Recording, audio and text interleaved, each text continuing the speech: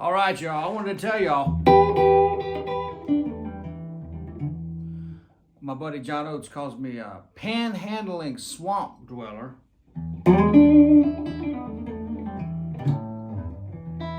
I grew up on the Florida-Alabama state line down there. And I want to tell you guys that they didn't have much of a public school system down there. We did a lot of fast driving and a lot of late night drinking and a lot of playing of the guitar down in that area.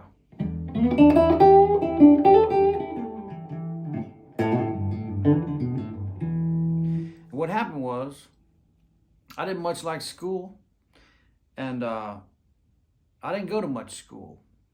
We tried homeschooling, which didn't work that well. I learned how to roll marijuana cigarettes. We called them Alabama joints down there because that was about as big around as your finger was. And I didn't really go to school a whole lot down there. And my parents tried everything that they could, and they didn't know what to do with me. And my best friend, that I'll tell you how I met down there one time, he wasn't much into school either. He liked to play the guitar as well. And so what happened is my aunt, you was a teacher at the public school down there in Alabama. And on the last day of the 8th grade, we got licks from the principal, which means we got paddled with a big old paddle with holes cut in it. So it didn't have any wind resistance. It made it go faster and hurt more. And that morning, I decided that I thought it was a good idea to bring a 6-pack of Miller Genuine Draft and a pack of cigarettes, because I used to ride with her to school. I thought I'd get slick and bring some cigarettes and beers to school for PE. So I hid them out behind a pine tree, one of those tall, sappy South Alabama pine trees. I hid that 6-pack of beers out there with those cigarettes, and we was walking the track, me and a couple buddies, dipped off, drank us a few beers and smoked us a couple cigarettes behind the pine trees during PE. They called that physical education down in South Alabama. And what happened is the coach found out about it, and the other coach didn't care because he used to keep him a little bit of whiskey under the driver's seat in his car anyway. And his name was Coach Watson. And so last day of 8th grade, we get a call from the principal's office.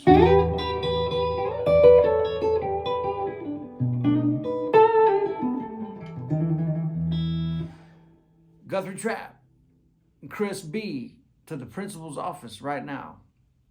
So off we went. And he said, I found out about you guys sneaking that beer in here. And he goes, we're going to hate to see you guys go, but it's your last day of 8th grade before you go to Foley High School for 9th grade. And we got the licks and we went out of there. But what happened is the teachers, we were so disruptive in class. We would make so much noise and joke around so much and cause so much trouble in those classes in 7th and 8th grade. The school we did go to, the days we were there, a lot of times we'd skip off and go to the river. The days that we were there in class, the teachers would tell us to bring our guitars to school, and we would sit out in the hallway and play guitars, me and Chris, because they wanted to give the other kids in that class an opportunity to actually learn something. So they would tell us to just don't even come in the classroom. Just sit out in the hallway and play those guitars because you guys aren't cut out for this. So then we went to 9th grade, and we made it 2 weeks into the 10th grade before me and Chris walked out the front doors of Foley High School down the road and never returned. And the guidance counselor called our parents.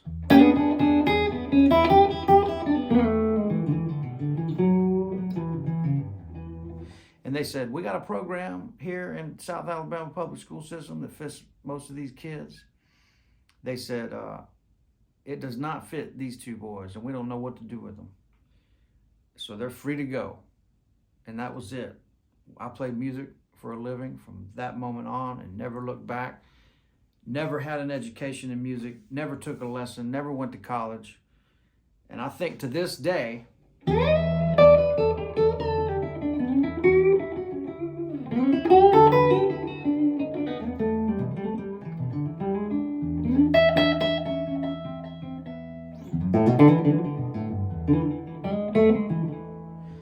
that lack of education is what has proven to be a great way to teach other people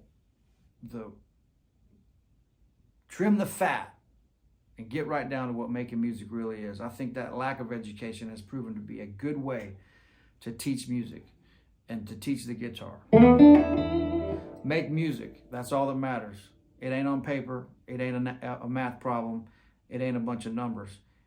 It's this right here.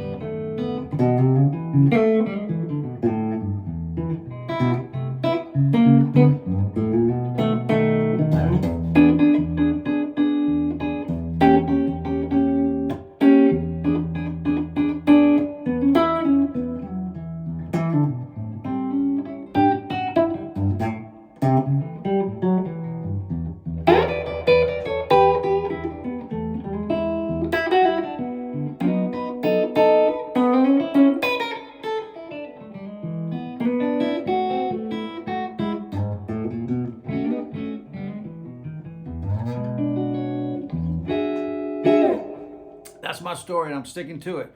All right, you guys. Thanks for putting up with that little experiment, and we'll see you guys down the road. All right, cheers.